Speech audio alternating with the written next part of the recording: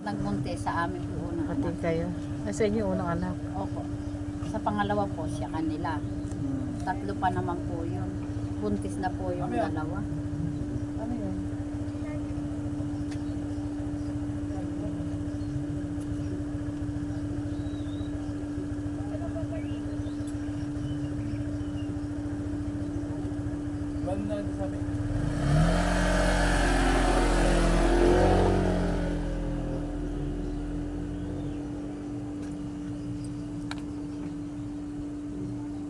Hindi lang ka tinatakita ko na lang. Para Ate, saan na gawin na wala itong, saan lugar yung Bibit po. bibit? Dito lang po sa hindi Tapos kalayuan kailan- sa simbahan. Kailan na wala? Martes po ng gabi. Matis ng gabi. Hindi na matis ng gabi, hindi ko na siya nakakita. Nandun pa po nung gabi, nung pong umaga. Na nga po hindi nakita nung May mag-aama. pulis na. Opo. Dati naman po kasi nga umuwi. E de, kagabi po gabi na rin. Ang pahinga lang po ng mag-aama, kumain. Sige po. Ano nyo, itanong nyo po kung nasa na yung inyong kalabaw. Saan po kayo nalabas? Ikat nyo po ng tatlo.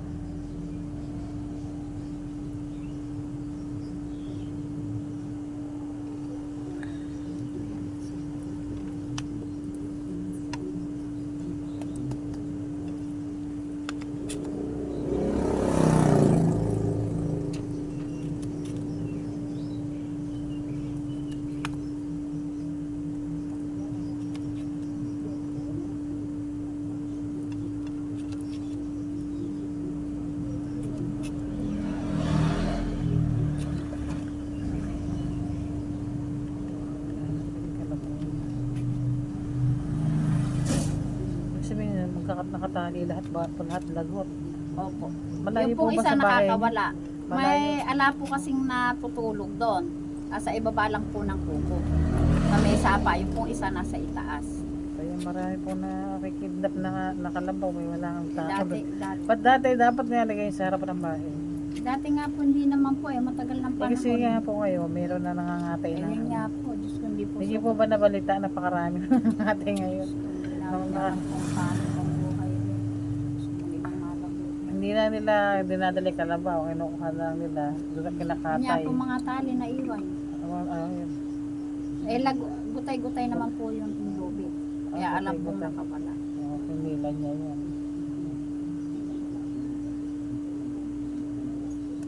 Wala na nga ano eh. Wala na.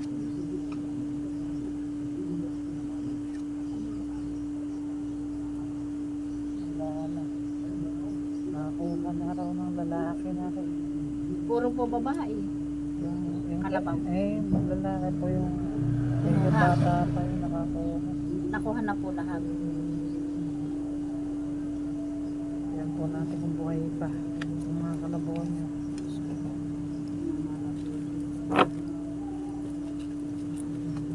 Yan natin kung buhay pa. Pag buhay pa baka malay nyo eh. Nakita nyo pa yan. Dati kasi may walang baka no, nabalik eh. Naituro ko na saan eh.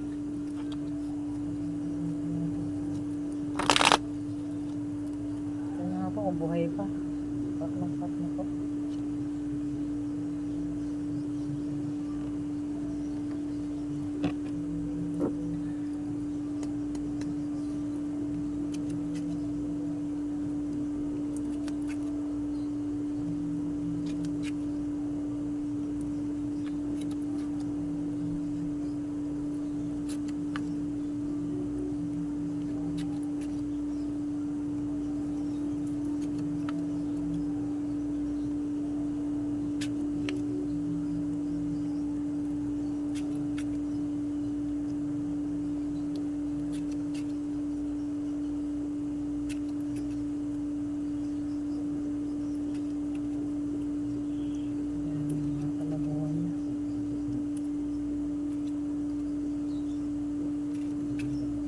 Sobrang hirap ng buhay, pati yung kalabaw na lang na mahirap pinukuha.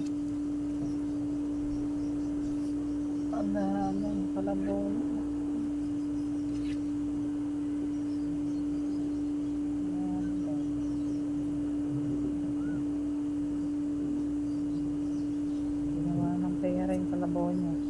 sira na po lahat. Kaya na natin, dasalan na lang po. Yun na lang magagawa dito. Kinuha Dala. nga po ng tao. Oo, inuha ng tao. Ayun po yung ano eh. Inuha daw pera. Dalawa yung nabuo patay. Meron pang isang natutira. Ay mga pinatay na po. Eh ano natin, magdasalan po ba? Orasyonan. Opo. Alam nyo ay ano, wala silver. Dati nga hindi na pala nahuli. Ba't nahuli lahat? Dati nga po hindi mahuli. Dati na ano po, nakakuha na. Maiila po eh. Dahil wala na kayo naalagaan ngayon.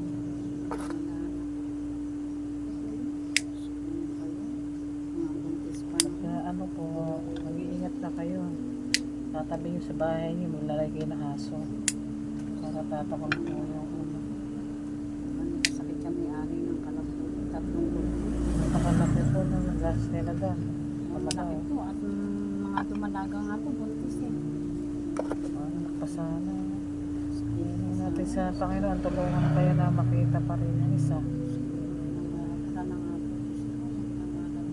Tulungan ng Diyos sa mga nakatang sa Espiritu Santo. Panginoon kong Jesus.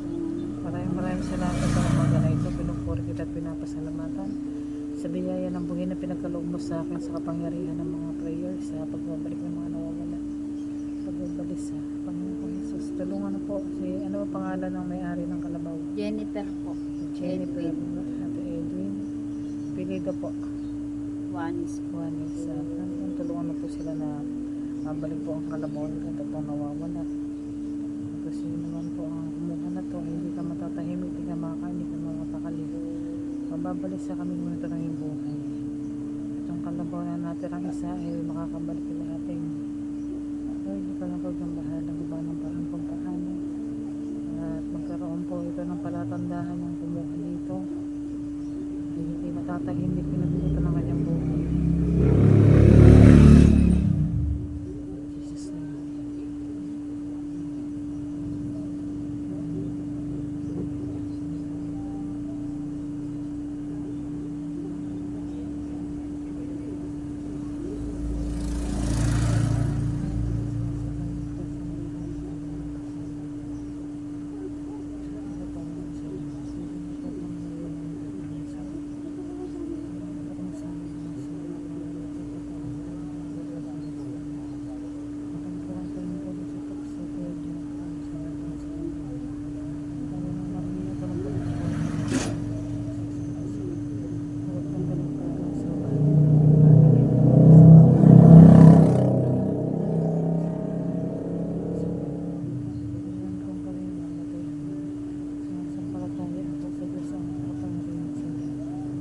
Ano?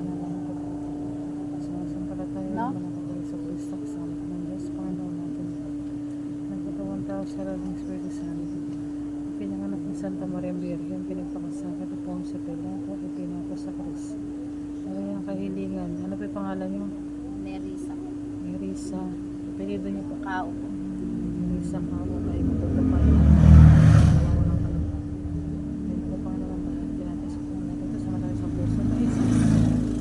Tagapagligtas sa buong sanlibutan ng Jesus name. Maghiling po kayo.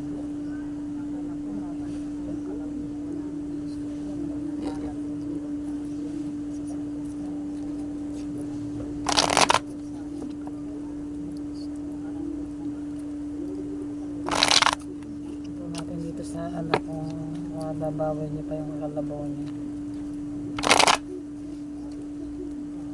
Patayin niyo na po ito at tukuyin niyo.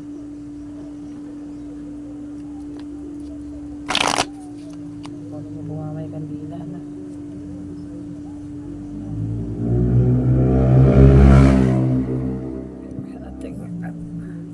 Lang hindi makatulog yung ano. Kalito po ito ng 3.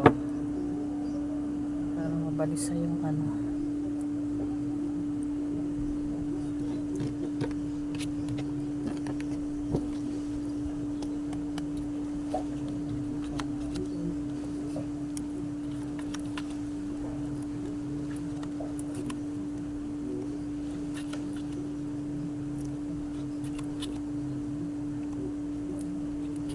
Saan ba kayong lugar at Bibit po. sa Bibit? Malayo ba yan sa Bungo? Gulo po. Gawin, Nadaan pa po ng isang baryo.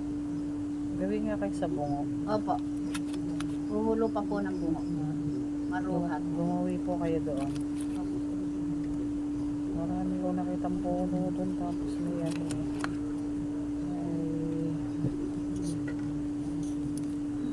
may daan doon tapos maraming ano marami siyang mga puno sa dalawang bibit Sa sa bungo sa bungo po. oo. Sa ampung banda, may purok 5 po doon.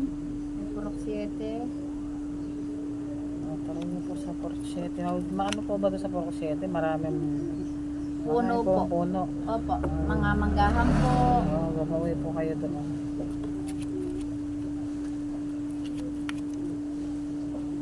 Mga bata pa po kumuha. Bata pa po hindi pa yung katandaan. Alin niyo may natira pa. Hindi pa niya lahat na ano.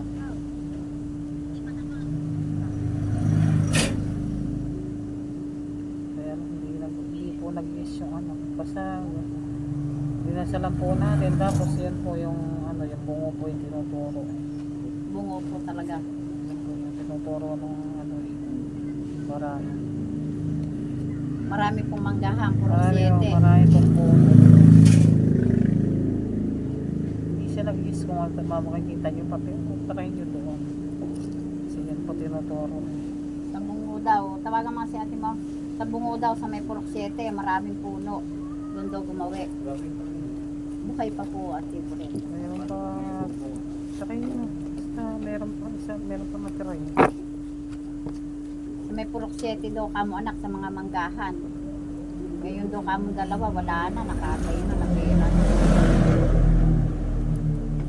Dati po nga po ate po rin. Hindi nahuhuli. Malay nyo, nagkakamali lang ako. Hindi po. Hindi po kayo nagkakama.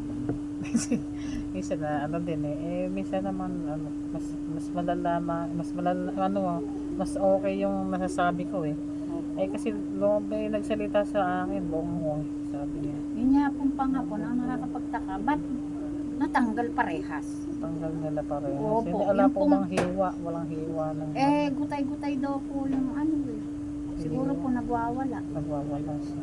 Yung pong isa talagang nakakawala. Pero yung dalawa, hindi na po. Opo, nakakasuga nga po. Ayan po, iiwi nyo na po yan at ano nyo ito.